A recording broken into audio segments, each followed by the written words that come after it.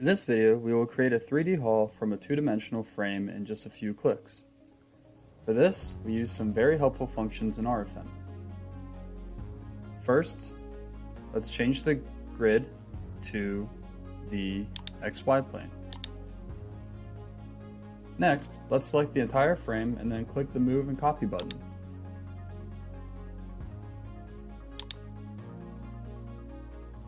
The new dialog box is similar to the mirror dialog box. Since we would like to make 3 copies of the frame, we first select the Create Copy checkbox and then set the number to 3.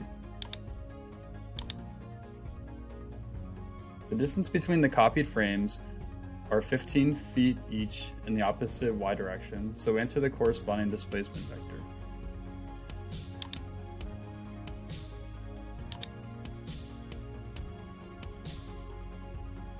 Rfem also allows us to create members, surfaces, or solids between the copied nodes. Thus, when copying the frames, we can also enter the purlins. To do this, we go to the Numbering and Options tab and activate the Linked Steps option.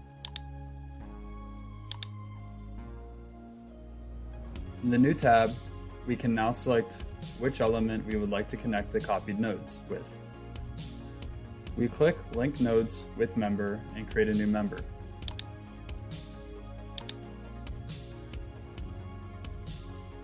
The new member dialog box should be familiar by now. This time we select the truss member type for the purlins. Trusses are beams that have hinges on both member ends, thus no moments are transferred. In the Sections tab, we import a standardized round HSS 6.625 by 0.312 section from the library.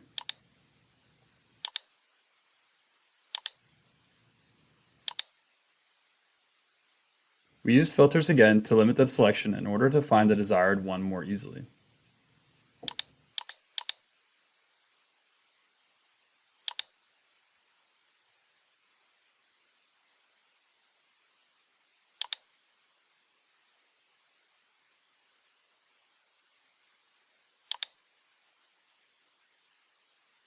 We make sure that the correct material is selected and confirm all windows by clicking OK.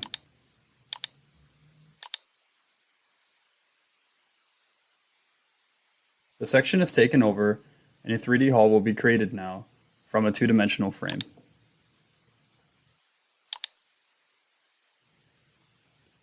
The stiffening members at the start of the taper are superfluous, so we delete them.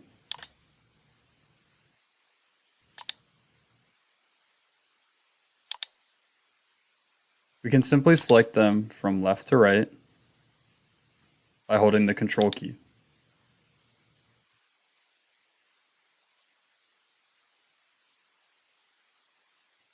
And then we can hit the Delete key.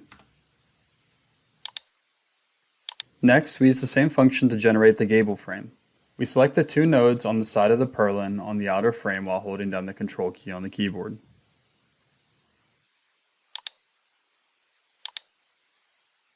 Now let's click Move and Copy again, and this time set the number of copies to 1.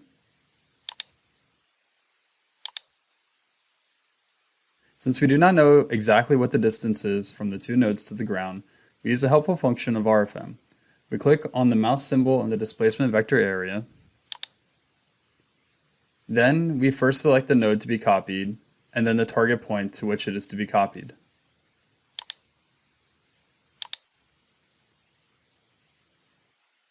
In our case, we select any node on a column base as the target point.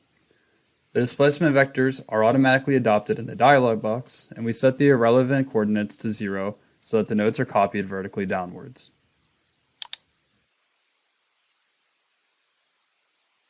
We confirm the data in the dialog box by clicking OK to execute the command. Now I will show you how to change existing members in the structural analysis model. Since we activated the Link Steps function earlier, the 2 internal columns created have the same properties as the purlins.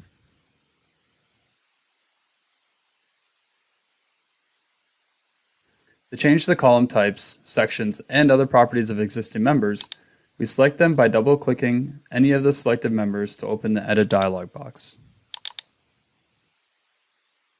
In our case, we select the beam type for the gable columns and import a standardized HP 8x36 section from the section library.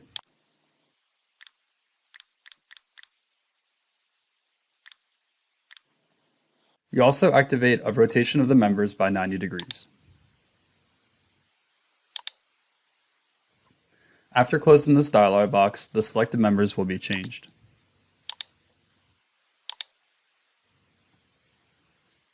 The next video continues with the bracings. Thanks for watching, and until next time.